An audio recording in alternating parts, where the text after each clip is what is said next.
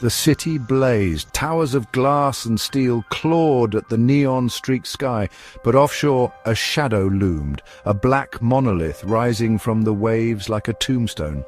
This was Eden's End, a restaurant at the edge of the world, accessible only by a solitary, sleek ferry.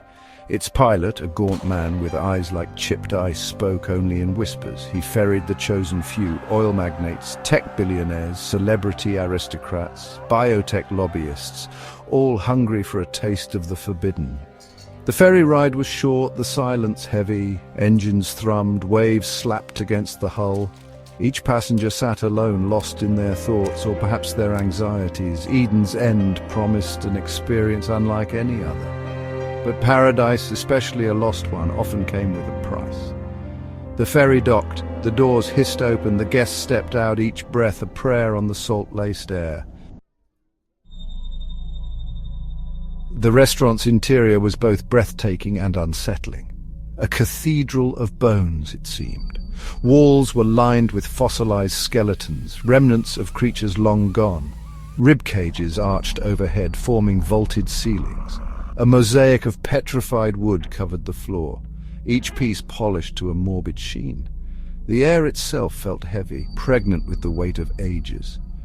Light flickered, not from candles or bulbs, but from bioluminescent jellyfish suspended in orbs of glass. Their ethereal glow cast dancing shadows on the fossilized walls. Whispers of extinct languages seemed to emanate from the very stones themselves. The effect was mesmerizing, disorienting. Guests moved with a hushed reverence, as if afraid to wake the dead. The chefs were an unsettling sight. Clad in stark white uniforms, they moved with an almost mechanical precision. Their faces were impassive, their eyes focused. Genetic engineering had honed them for this one purpose: culinary perfection. Their touch was said to be impossibly precise. Their senses superhuman.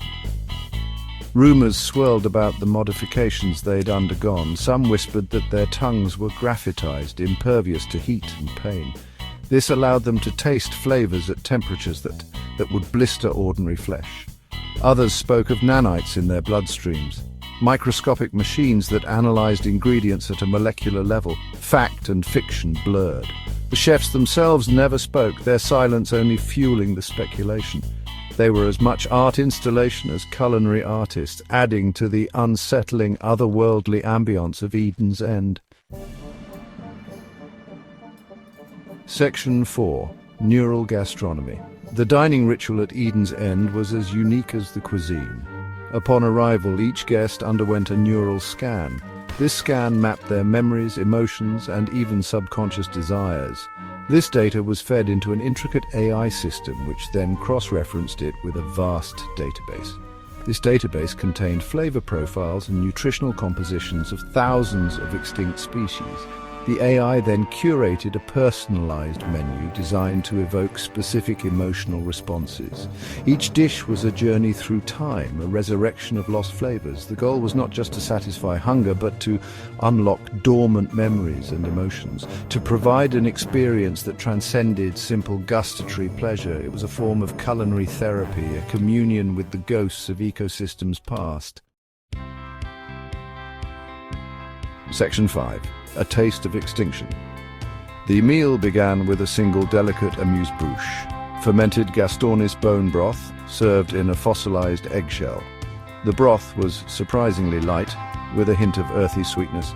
It was followed by the first coarse slivers of ivory clam, a creature once found in the depths of the Mariana Trench.